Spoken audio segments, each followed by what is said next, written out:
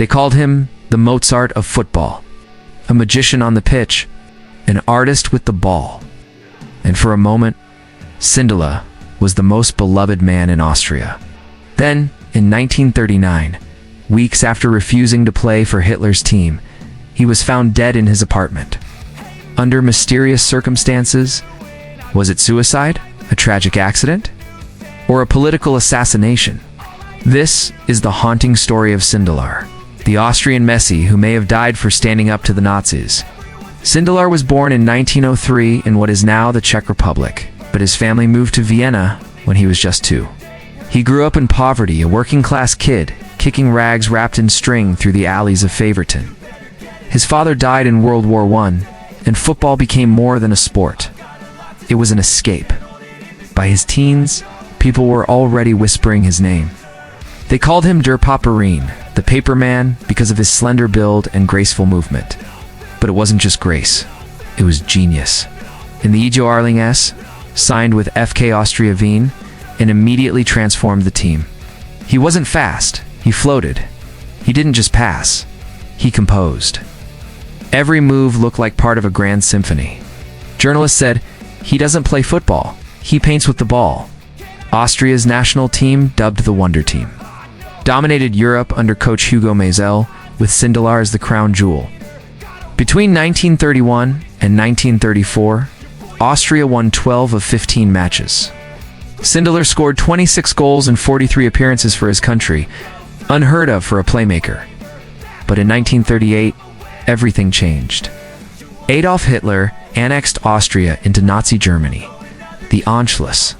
The Austrian Football Federation was dissolved overnight. Their national team? Gone.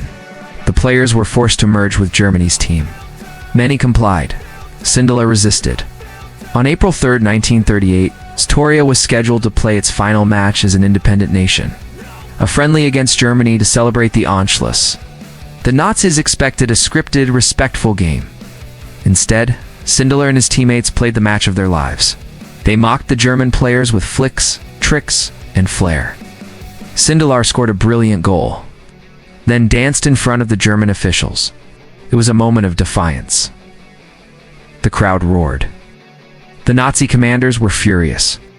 After that match, refused to join the Nazi-controlled German team. He was the only one who said no.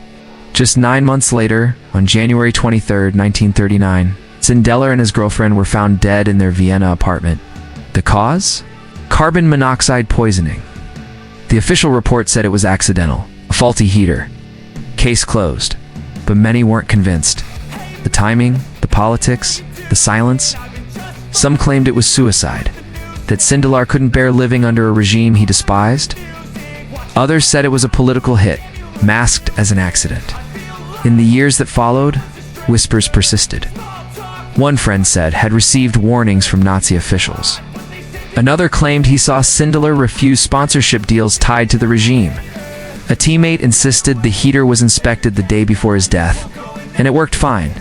The truth, it may be buried forever. What we do know is this: Sindelar stood for something. At a time when others bent, he refused. Sindelar was more than a footballer. He was an artist, a patriot, and perhaps a martyr. They erased his team. They tried to erase his name. But today, in Vienna's Central Friedhof Cemetery, his grave is visited by thousands.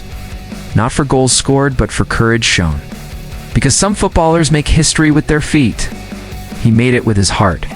This was the story of the Austrian Messi Sindelar. If this story moved you, don't let it vanish like so many others. Hit the like button to honor Sindelar's legacy. Drop a comment below.